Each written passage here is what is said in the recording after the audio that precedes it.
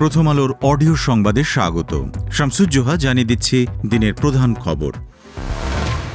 ঢাকার পূর্বাচলের নতুন শহর প্রকল্পে রাজধানী উন্নয়ন কর্তৃপক্ষ রাজুকের প্লট বরাদ্দে দুর্নীতির পৃথক ৩ মামলায় সাবেক প্রধানমন্ত্রী শেখ হাসিনা, তাঁর ছেলে সজীব ওয়াজেদ জয় ও মেয়ে সাইমা ওয়াজেদ পুতুলের কারাদণ্ড হয়েছে। পৃথক ৩ মামলায় শেখ হাসিনাকে ৭ বছর করে মোট ২১ বছরের কারাদণ্ড দেওয়া হয়েছে।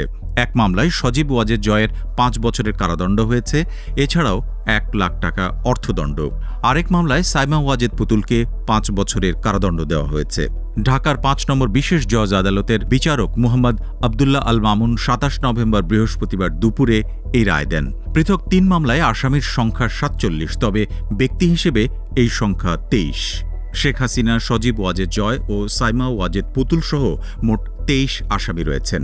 এছাড়াও আসামির তালিকায় আছেন জাতীয় গৃহায়ন ও গণপূর্ত মন্ত্রণালয়ের সাবেক সিনিয়র সহকারী সচিব পুরবী গোলদার, রাজুকের সাবেক চেয়ারম্যান মোহাম্মদ আনিসুর রহমান মিয়া সহ মোট ২০ জন। আসামিদের মধ্যে মাত্র একজন খালাস পেয়েছেন, তার নাম সাইফুল ইসলাম সরকার। তিনি গৃহায়ন ও গণপূর্ত মন্ত্রণালয়ের প্রশাসনিক কর্মকর্তা। ৩ মামলাতেই খালাস পেয়েছেন তিনি। আসামিদের মধ্যে একমাত্র গ্রেপ্তার থাকা মোহাম্মদ খুরশিদ আলমকে ৩ মামলায় ১ বছর করে মোট ৩ বছর কারাদণ্ড দেওয়া হয়েছে। গত ১৭ নভেম্বর পৃথক এই ৩ মামলায় সাক্ষ্য গ্রহণ শেষ হয়। এর আগে গত ৩১ জুলাই আসামিদের বিরুদ্ধে অভিযোগ গঠন করে বিচার শুরুর আদেশ দিয়েছিলেন আদালত।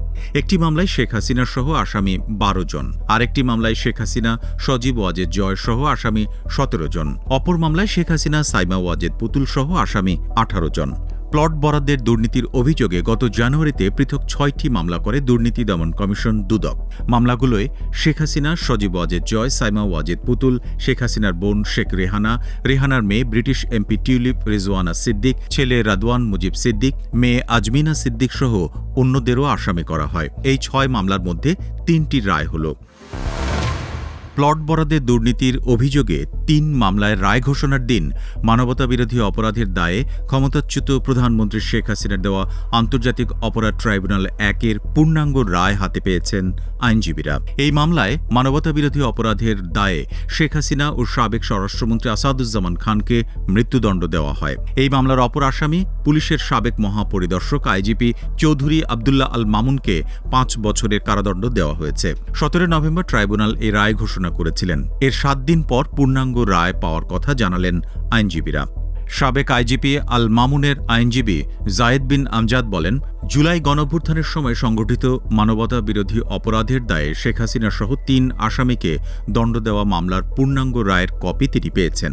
এরপর ট্রাইব্যুনালের প্রসিকিউটর মোহাম্মদ মিজানুল ইসলামও পূর্ণাঙ্গ রায় পাওয়ার কথা জানান। তবে পূর্ণাঙ্গ রায় কী রয়েছে সে বিষয়ে এখনই কিছু বলতে চাননি তিনি।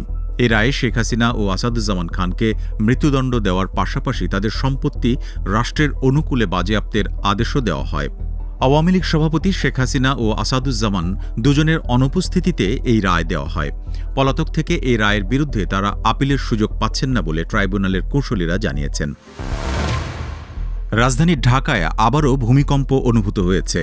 বৃহস্পতিবার বিকেল ৪টা ১৫ মিনিট ২০ সেকেন্ডে এই ভূমিকম্প অনুভূত হয় বলে জানান আবহাওয়া অধিদপ্তরের ভূমিকম্প পর্যবেক্ষণ কেন্দ্রের ভারপ্রাপ্ত কর্মকর্তা। তাঁরা জানান, রিক্টার স্কেলে ভূমিকম্পের মাত্রা ছিল ৩.৬। এটি স্বল্প মাত্রার ভূমিকম্প। এর উৎপত্তিস্থল নরসিংদীর ঘোড়াশালে। গত শুক্র ও পরের দিন শনিবার প্রায় ৩১ ঘণ্টার মধ্যে ঢাকা এবং তার আশপাশে ৪ বার ভূমিকম্প অনুভূত হয়। এর মধ্যে শুক্রবার সকালে ঢাকা থেকে প্রায় ২৫ কিলোমিটার দূরে রিক্টার স্কেলে ৫.৭ মাত্রার ভূমিকম্পটির উৎস ছিল নরসিংদীর মাধবদী। উৎপত্তিস্থলের গভীরতা ছিল ভূপৃষ্ঠ থেকে ১০ কিলোমিটার গভীরে। শুক্রবারের ভূমিকম্পে ১০ জন নিহত হন, আহত হন ৬০০-রও বেশি মানুষ। এই ছিল এখনকার মতো প্রথম আলোর অডিও সংবাদ। শুনুন আমাদের ইউটিউব চ্যানেল, ফেসবুক পেজ এবং আমাদের ওয়েবসাইট prothomalo.com-এ।